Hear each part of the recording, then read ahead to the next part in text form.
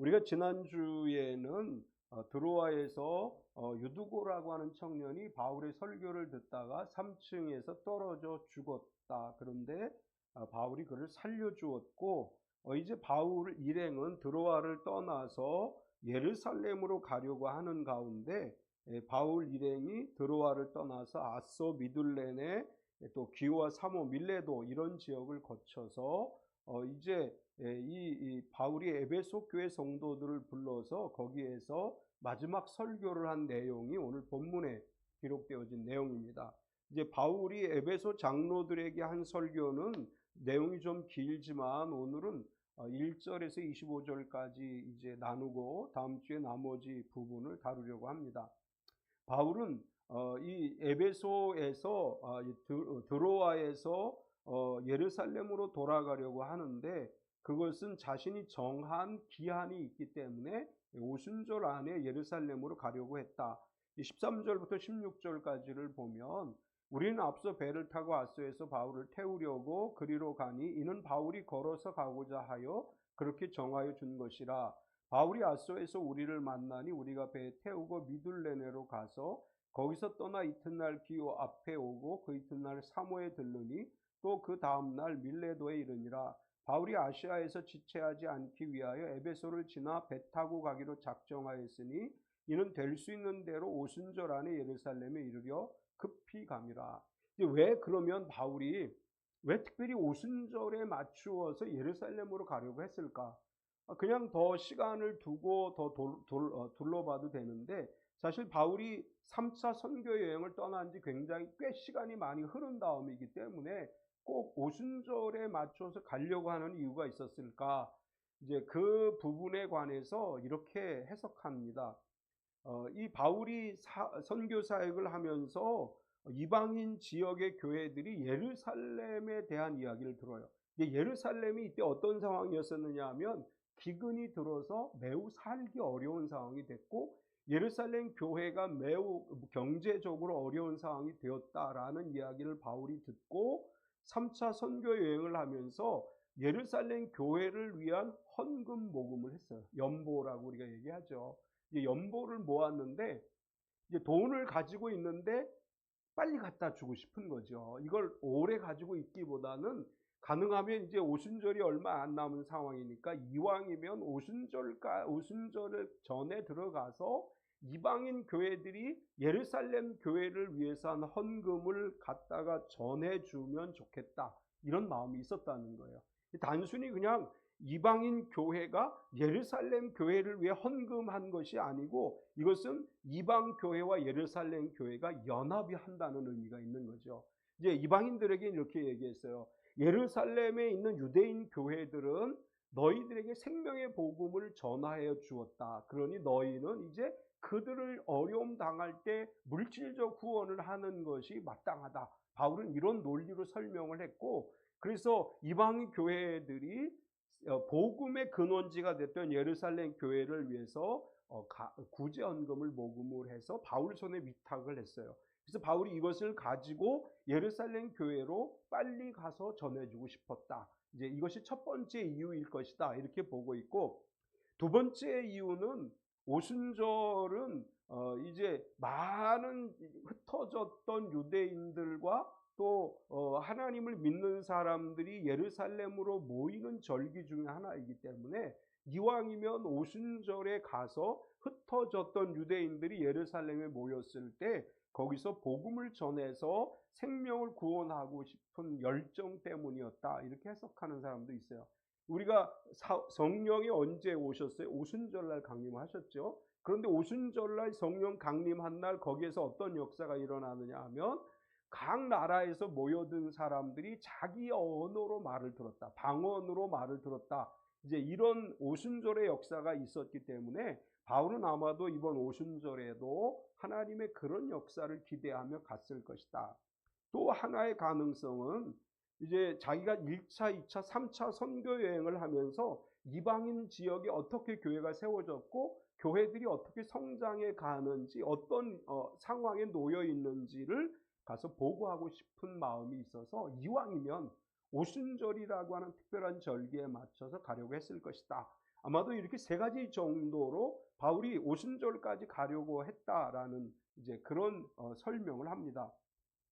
근데 바울이 그런데 아쉬운 점이 하나 있었어요. 에베소에서 약 3년간 머물며 사역을 했는데 에베소를 거치지 않고 가게 된 상황이에요. 이제 이 바울이 3차 여행을 마치고 예루살렘으로 들어가는 데 있어서 에베소를 거치지 않고 가야 되는 상황이었기 때문에 바울은 특별히 에베소에 대해서 깊은 마음이 있죠. 거기서 두란노 서원에서 말씀을 가르치기도 했고 그 지역에 놀라운 역사들이 일어났기 때문에 에베소 교회에 대한 애정이 바울에게는 있었어요. 그래서 에베소 교회 장로님들을 초청을 해서 이 에베소 교회 장로님들에게 자신이 이제 마지막 설교를 하는 내용이 오늘 본문의 내용입니다. 오늘 에베소 장로들에게 한 고별 설교라는 제목, 첫 번째 설교라고 하는 제목으로 말씀을 나누려고 하는데 바울은 오늘 본문에서 세 가지를 이야기해요. 뭘 얘기하냐 하면 첫 번째는 바울의 헌신에 대해서 얘기해요. 에베소 교회 장로님들에게 이렇게 얘기해요. 여러분, 내가 에베소에서 사역을 할 때 나는 이렇게 헌신했습니다. 이런 이야기를 해요. 바울이 에베소 교회에서 어떤 자세로 말씀을 전하고 선교 사역을 했느냐, 이것을 바울은 이렇게 표현했습니다. 겸손하게 헌신했다. 이렇게 표현했어요. 19절을 보면 곧 모든 겸손과 눈물이며 유대인의 관계로 말미암아 당한 시험을 참고 주를 섬긴 것과 바울은 예수님에 의해서 사도로 임명된 사람이죠. 물론 12사도 안에 들어가지는 않았지만 나중에 다메섹에서 예수님을 만난 다음에 예수님에 의해서 이방인의 사도로 임명을 받은 분이에요. 그래서 사실은 그 시대에 다른 사도들보다 훨씬 더 많은 선교 사역을 감당했고 영혼 구원의 일을 감당했기 때문에 마땅히 섬김을 받을 만한 자리에 있음에도 불구하고 바울은 겸손히 섬기는 사역을 했습니다. 항상 낮아진 자세로 섬기는 겸손의 모습을 가지고 있었고, 그래서 바울은 에베소 교회 성도들에게 이야기해요. 나는 여러분의 교회에서 사역을 할 때 겸손하게 섬기며 사역을 했다. 이렇게 이야기를 합니다. 마태복음 11장 29절에 예수님이 이렇게 말씀하셨죠. 나는 마음이 온유하고 겸손하니 나의 멍에를 메고 내게 배우라. 그리하면 너의 마음이 쉼을 얻으리니. 예수님의 마음은 어떤 마음이냐? 온유하고 겸손한 마음이다. 따라서 우리도 어떤 마음이 돼야 되느냐? 온유하고 겸손한 마음이 돼야 된다. 예수 믿는 사람들이 싸움 잘하는 건 자랑이 아니에요. 예수 믿는 사람들이 교만한 건 자랑이 아니에요. 예수 믿는 사람들의 마음의 특징은 온유해야 돼요. 예수 믿는 사람들은 겸손해야 돼요. 세상으로부터 어떤 위치를 차지하려고 하는 이제 그런 자세는 하나님이 기뻐하는 자세가 아니다. 대통령 선거가 대통령 선거 그 어간에 아마 올라온 것 같아요. 뉴스타파라는 그 매체에서 유튜브에 올린 내용 중에 이런 내용이 있어요. 정부 정책으로 포장되어진 기독교의 뭐 혜택 뭐 이런 식으로 이제 올려놨어요.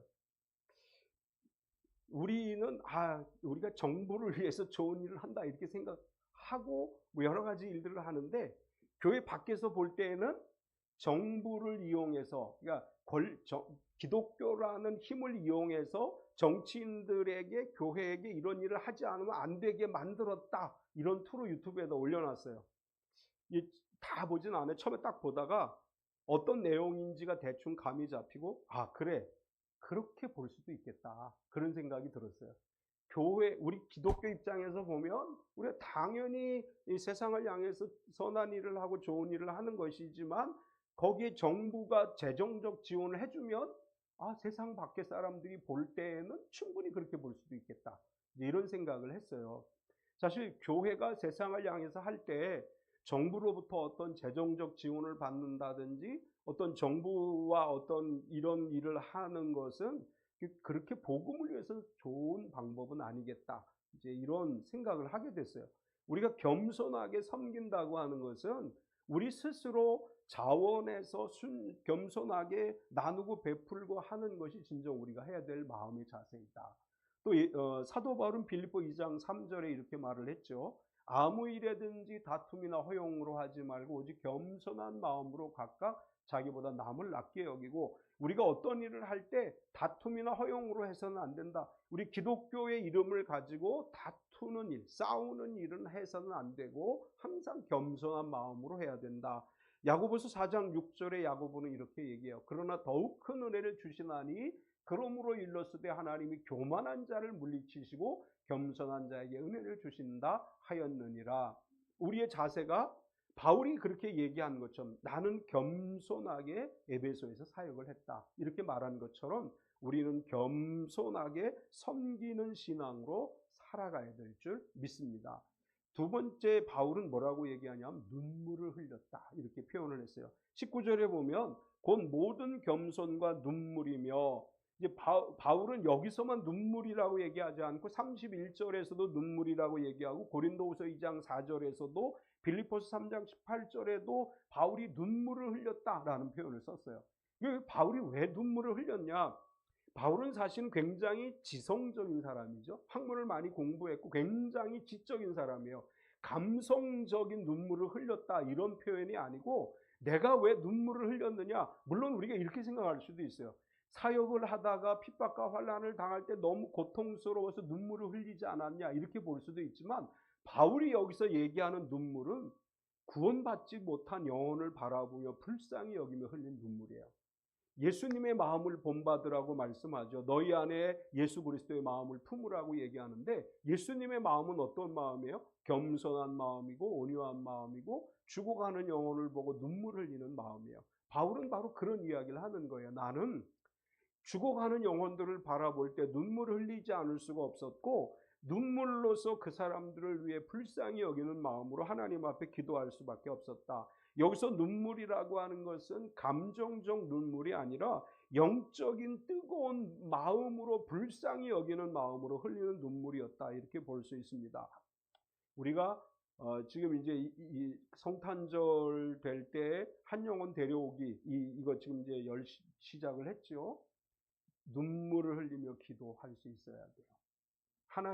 주님을 믿지 못하는 사람들, 주님께 나오지 못한 사람들 보고 그래 너 믿든지 말든지 나만 잘 믿으면 돼 이런 신앙이 아니라 주님 앞에 나오지 못하는 영혼을 보면서 바울이 말한 것처럼 눈물을 흘리는 믿음으로 기도해 줄 수 있어야 됩니다. 근데 바울은 또 어떻게 사역을 감당했다고 얘기하느냐 하면 시험을 참고 주를 섬겼다 이렇게 말을 해요. 19절 뒷부분에 보면 유대인의 관계로 말미암아 당한 시험을 참고 주를 섬긴 것과 유대인의 관계가 어떤 것인지를 구체적으로 기록하지 않았지만 우리 1차, 2차, 3차 선교 여행 속에서 유대인들이 어떻게 바울을 괴롭혔는지 다 봤죠. 바울이 그런 핍박과 환난을 당하면서도 참고 주를 섬겨왔다 이렇게 고백을 해요.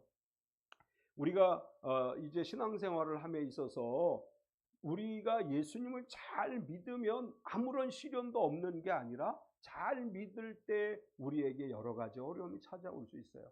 그럴 때 참고 견디어내며 주님을 섬기는 믿음의 사람들이 되어야 됩니다. 바울은 특별히 고린도후서 11장에 보면 자신이 유대인들에게 당했던 많은 이야기들을 기록해놨어요. 매를 맞은 이야기, 감옥에 갇힌 이야기, 죽음의 위기를 겪은 이야기들을 쭉 기록을 했습니다. 바울은 시험이 오더라도 그것을 참고 나는 주를 섬겼다고 고백합니다. 어떠한 방해에도 굴복하지 않고 복음을 전하기에는 생명의 위협도 두려워하지 않고 생명의 복음을 전하는 일에 최선을 다했다. 바울은 이렇게 자신의 헌신에 관해서 사역에 관해서 이야기를 했습니다. 두 번째는 바울의 가르침을 이야기해요. 내가 너희에게 뭘 가르쳤느냐, 내가 어떻게 가르쳤느냐, 이제 이런 이야기를 해요. 내가 이렇게 헌신해서 겸손과 눈물과 시험을 참고 주를 섬김으로 너희를 위해 헌신했다. 그리고 내가 너희들에게 가르친 건 뭐냐 이렇게 이야기하는데 바울이 가르친 것은 뭐냐 하면 유익한 것은 무엇이든지 전하고 가르쳤다. 이렇게 바울이 이야기를 해요. 20절을 보면 유익한 것은 무엇이든지 공중 앞에서나 각 집에서나 거리낌이 없이 여러분에게 전하고 가르치고, 바울이 전한 복음의 핵심이 뭐냐? 우리를 유익하게 하는 것이다. 이렇게 말했어요. 복음이 왜 우리를 유익하게 하나요? 예수님을 우리가 믿기 때문에 구원받았어요. 이게 바로 가장 유익한 거죠. 우리가 예수님을 믿음으로 하나님의 자녀가 됐어요. 이것이 우리에게 있어서 가장 유익한 것이라고 말할 수 있는 거예요. 그래서 바울은 복음이라고 하는 건 뭐냐? 결국은 우리를 유익하게 하는 것이다. 우리에게 구원받은 구원의 복음이요, 우리가 영원한 생명을 얻는 복음이요, 하나님 나라의 백성으로서 하나님 자녀로서 살아가게 하는 것이기에 이것이 우리에게 가장 유익한 것이다. 따라서 바울은 너희를 유익하게 하는 것은 어디에서 내가 그것을 전했다, 이렇게 말을 합니다. 우리가 믿는 복음은 우리를 유익하게 하는 복음인 줄 믿습니다. 우리가 예수님을 믿기 때문에 고난을 당한다고 해서 그것이 해로운 게 아니에요. 우리가 복음으로 인해서 시련을 당하여도 그건 우리에게 해로운 것이 아니고 그것이 우리에게 유익한 것입니다. 오늘 성령 강림절 오순절인데 성령께서 우리 안에 오셨어요. 우리는 성령님을 보혜사라고 얘기하죠. 보혜사라는 말은 우리를 돕는 분이라는 말이잖아요. 성령은 우리를 유익하게 하시는 분이에요. 우리를 도와주시고 우리를 깨닫게 하시고 생각나게 하시고 우리가 신앙생활을 하는 데 있어서 견뎌낼 수 있도록 우리를 도와주시는 분이 바로 성령 하나님이십니다. 우리가 세상을 향해서 어떤 사람들이 돼야 되느냐? 유익한 것을 전해주는 사람들이 되고 세상을 향해서 빛과 소금의 역할을 감당하는 성도가 되어야 됩니다. 바울은 계속해서 내가 어떻게 너희를 가르쳤느냐 하면 장소에 구애받지 않고 어디서나 전하고 가르쳤다, 이렇게 이야기를 해요. 20절을 계속해서 보면 공중 앞에서나 각 집에서나 거리낌이 없이 여러분에게 전하고 가르치고 사람들이 많이 모인 곳에서도 가르쳤고 가정의 방문에서도 가르쳤고 어디에서든지 내가 이 유익한 것 복음을 전하는 일에 있어서는 어느 곳에서나 때와 장소를 가리지 않고 너에게 복음을 전했다. 이제 에베소에서는 처음에 유대인의 회당에서 가르치고 거리에서도 가르치고 그리고 두란노 성원에서 가르쳤죠. 이렇게 사역을 여러 곳에서 하면서 오랜 기간 머물면서 사역을 했고 바울은 그래서 내가 사람이 많은 곳에서도 사람이 적은 곳에서도 가정에 찾아가서도 너희에게 복음을 가르쳤다, 이렇게 말합니다.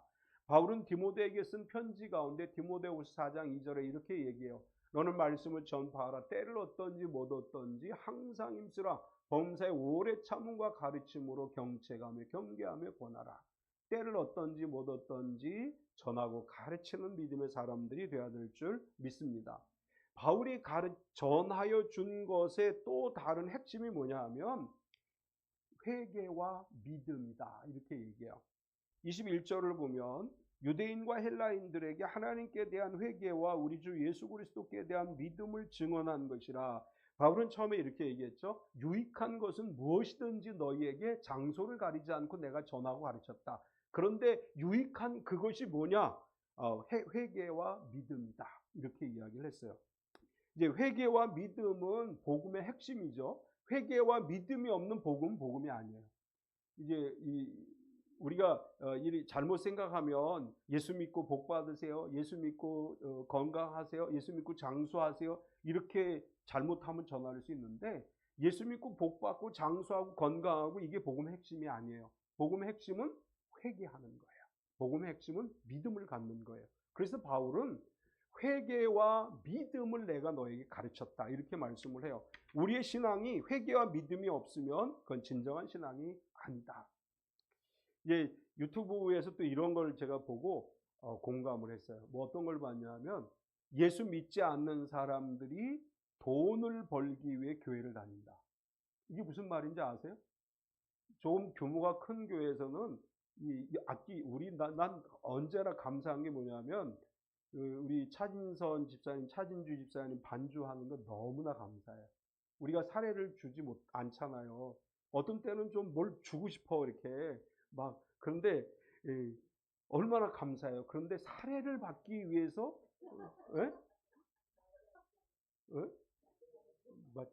사례를 받기 위해서 예수 안 믿는 사람들이 교회에 오는 거예요. 피아노 반주하기 위해서.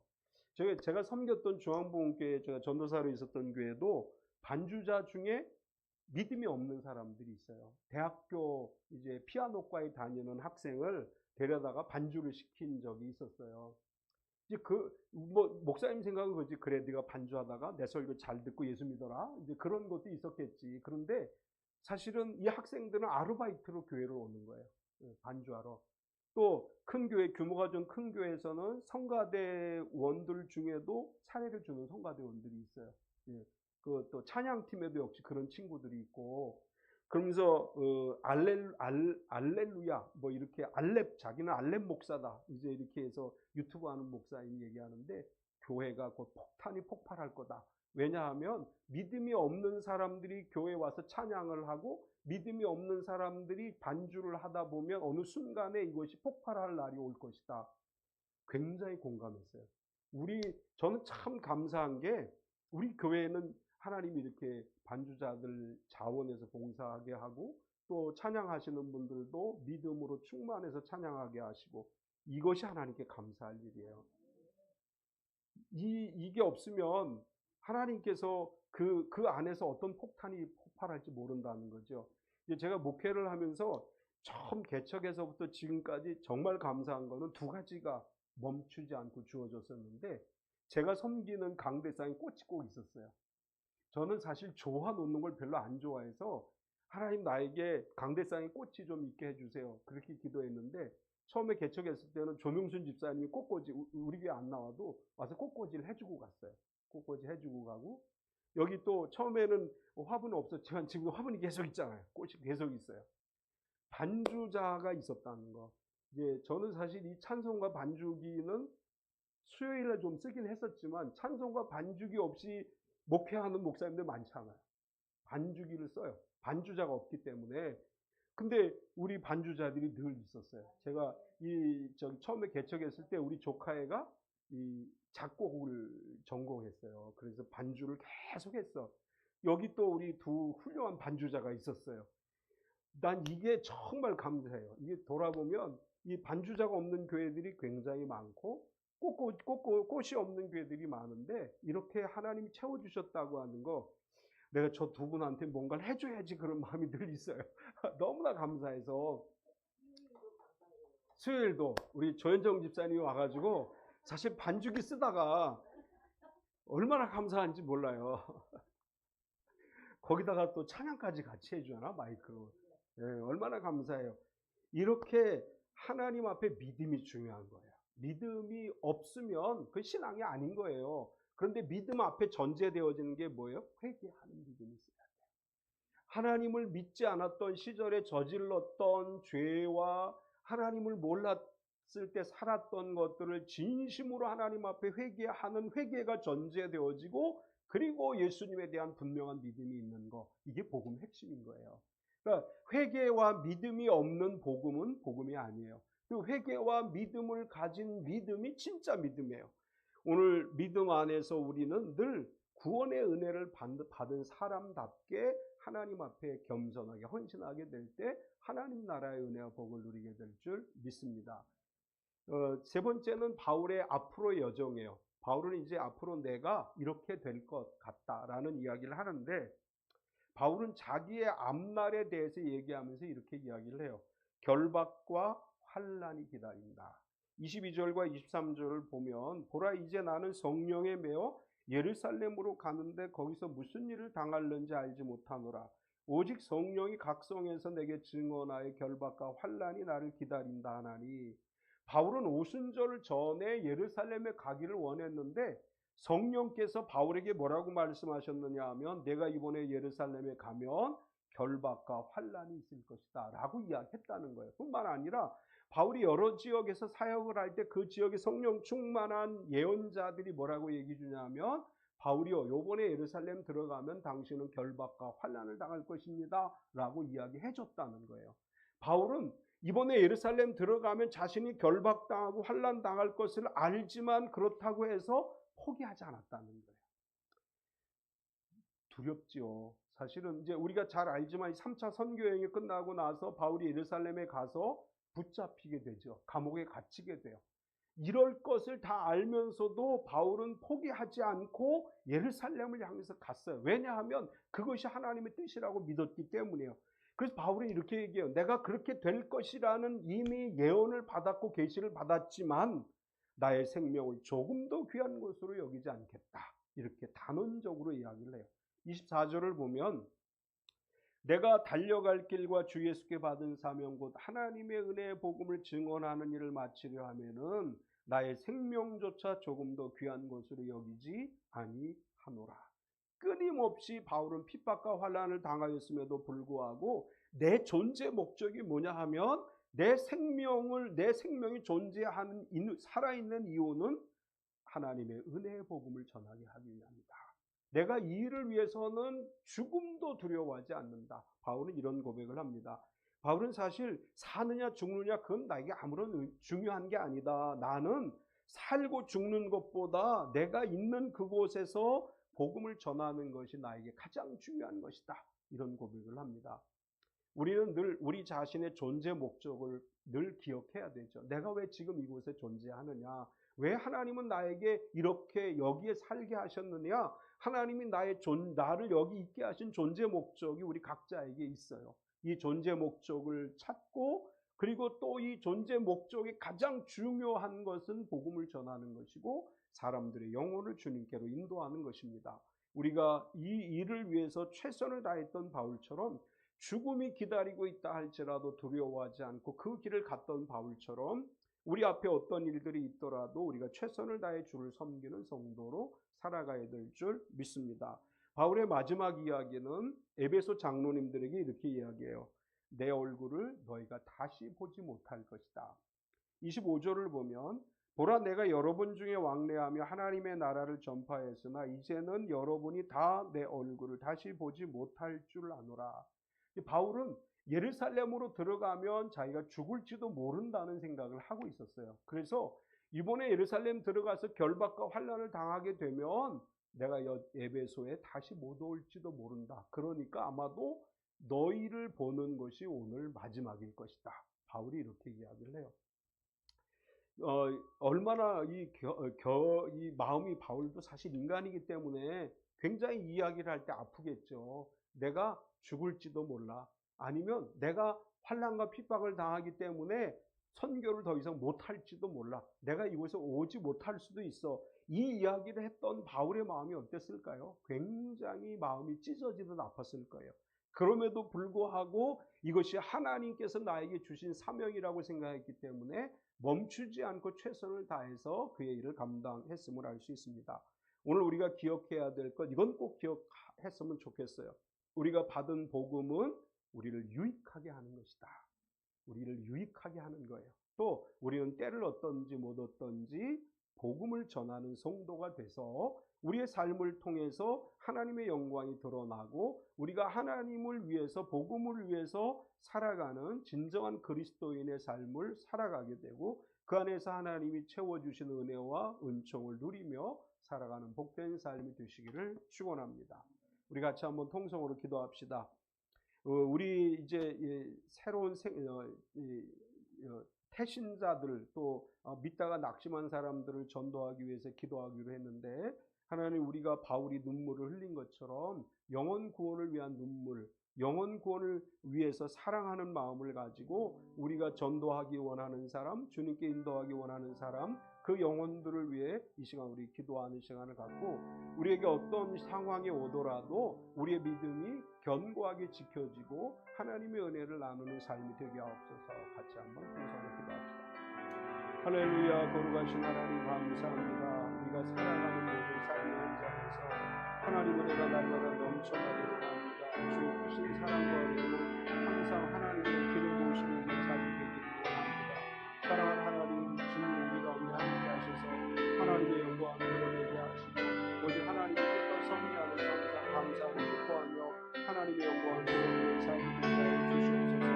하나님 우리가 살아 죽으나 나의 모든 삶이 주님이 오십니다. 언제나 우리가 주님만 바라보고 그 삶을 살아가게 하시고 예수님을 알지 못하는 우리 가족들, 예수님을 알지 못하는 우리 형제 자매들까지 하셨고 주님께로 인도할 수 있도록 주님을 이끌어 주시고 오직 하나님의 가운데 살아가는 삶이 되게 하여 주시옵소서. 주님만 왕이시고 주님만 하나님이십니다. 주님의 삶 속에 임재하셔서 함께 하시는 전능하신 하나님 오직 우리 주님만 바라보고 있습니다. 주님께서 많이 치료를 베풀어주시고 하나님의 크신 역사 능력으로 하나님의 영광을 드러내는 삶이 되어 주시옵소서. 사랑하는 주님, 주님 크신 우리가 새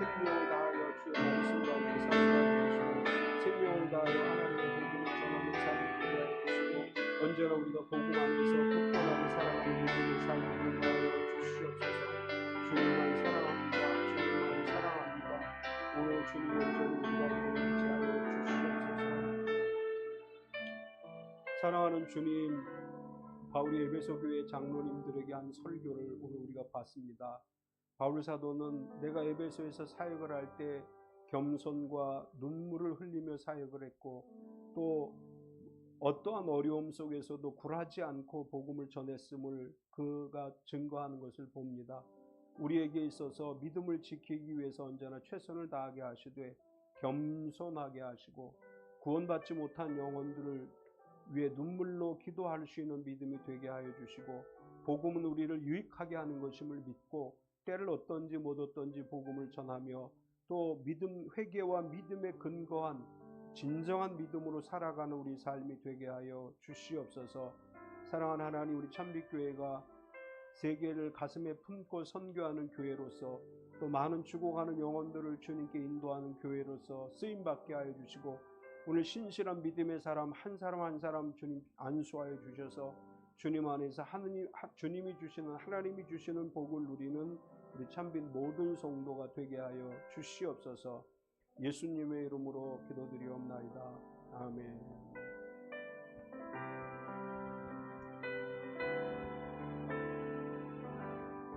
이곳에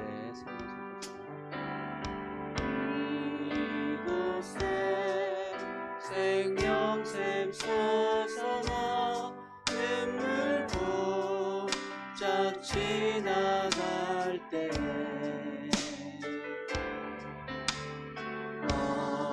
멀잖아 열매 맺히고 웃음소리 넘쳐나리라. 꽃들도 구름도 바람도 넓은 바다도 찬양하라 찬양하라 예수를. 하늘을 울리며 노래 나의 영혼아 내 나의 영혼아 은혜의 주 은혜의 주 은혜의 주. 그날에 하늘이 열리고 그날에 하늘이 열리고 모든 이가 주를 보게 되리라. 다 보게 되리라. 마침내 꽃들이 피고 마침내 꽃들이 영광의 주가 오시리라. 주가 오시리라. 꽃들도 구름도 바람도 넓은 바다도 찬양하라 찬양하라 예수를. 하늘을 울리며 노래해 나의 영혼아 은혜의 주 꽃들도 구름도 바람도 넓은 바다도 꽃들도 구름도 바람도 넓은 바다도 찬양하라 찬양하라 예수를. 하늘을 울리며 노래해 나의 영혼아 노래해 나의 영혼아 은혜의 주 은혜의 주 은혜의. 하늘을 울리며 노래해 나의 영혼아 하늘을 울리며 노래해 나의 영혼아 은혜의 주 은혜의 주 은혜의 주.